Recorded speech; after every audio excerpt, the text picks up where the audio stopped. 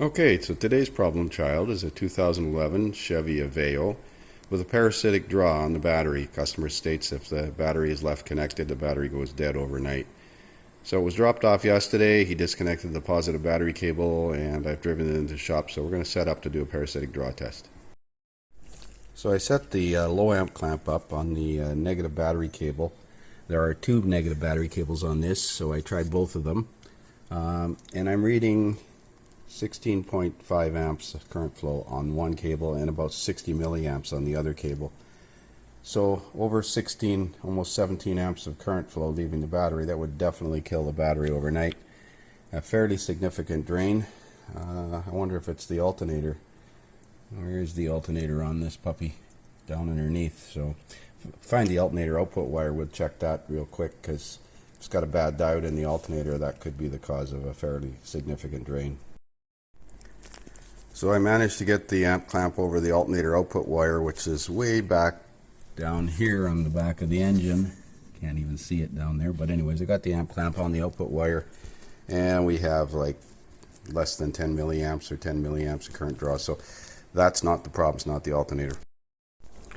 So I decided I'd try this thermal imaging camera that I've got from Snap-on here to see if we can see a hot relay or a hot fuse in the fuse panel, considering we have a fairly heavy current draw. So let's have a look here. Well, there's one fuse there. I'm trying to see which one exactly that is.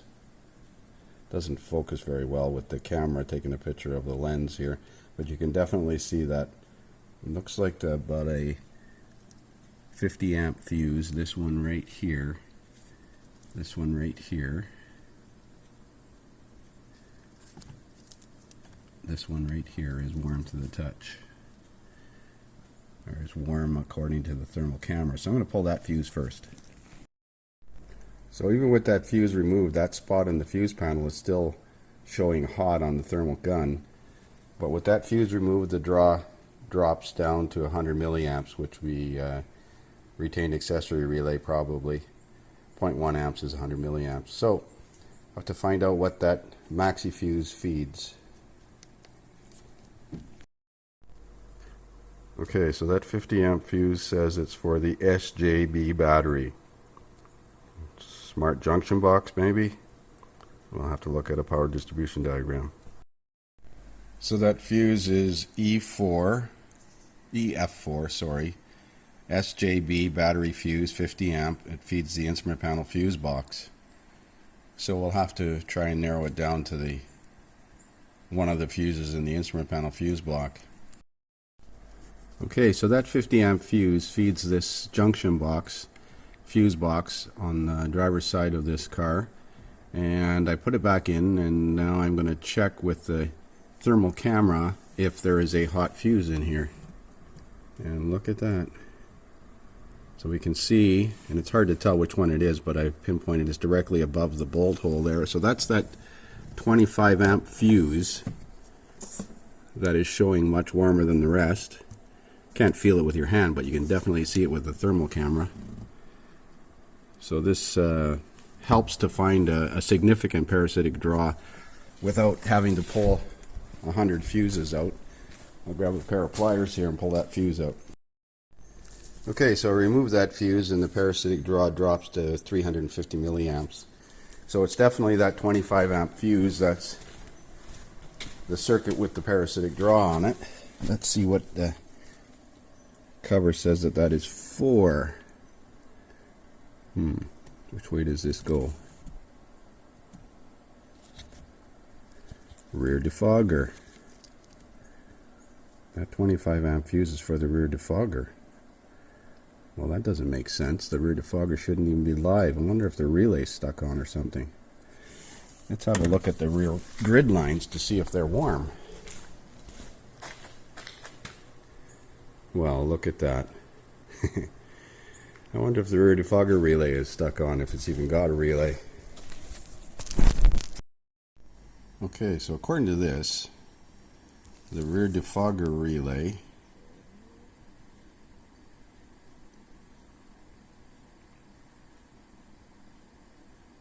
is in the fuse box in the IP. I'll have to see if I can find it and remove it. I'm not sure if it's a serviceable fuse or serviceable relay or not. It may not be. So according to the service literature, that rear defogger relay also heats the heated mirrors. So as you can see, the mirrors are heated up as well. But looking at this relay, unfortunately it's inside, as far as I can tell, it's inside this IP fuse box. It's an integrated relay, so I would say we're going to end up changing this part. So here's the theory of operation of this rear window defogger. It says the defogger is controlled by the rear defogger relay through a high side drive control circuit. Battery voltage is supplied to the switch side of the relay at all times, and when the relay is energized, battery voltage is supplied to the rear window defogger control circuit. The rear window defogger relay is controlled by the HVAC control module through a low side driver control circuit. Nowhere in here does it say if the relay is serviceable, but I can't find it. I looked at the back of that fuse panel and it looks like a small rectangular box, so I'm assuming it's a non-serviceable relay. Maybe an OEM diagram would show it as a non-serviceable relay. Okay, so here's the OEM diagram, and it doesn't specify that the defogger relay, doesn't specify that that relay is PCB, printed circuit board mounted, but it does say it's internal in the fuse block IP, so I'm assuming it's an internal relay, as are the door lock relays and unlock relays and the horn relay. Again, looking at the back of this block, there are no serviceable relays on the back of it, so I'm assuming it's internal. We're going to leave the fuse out for now, at least that'll eliminate the parasitic draw. Okay, so with the 25 amp rear defogger relay fuse pulled in the IP fuse block, we're down to 30 milliamps, 0.03 amps, which is fine.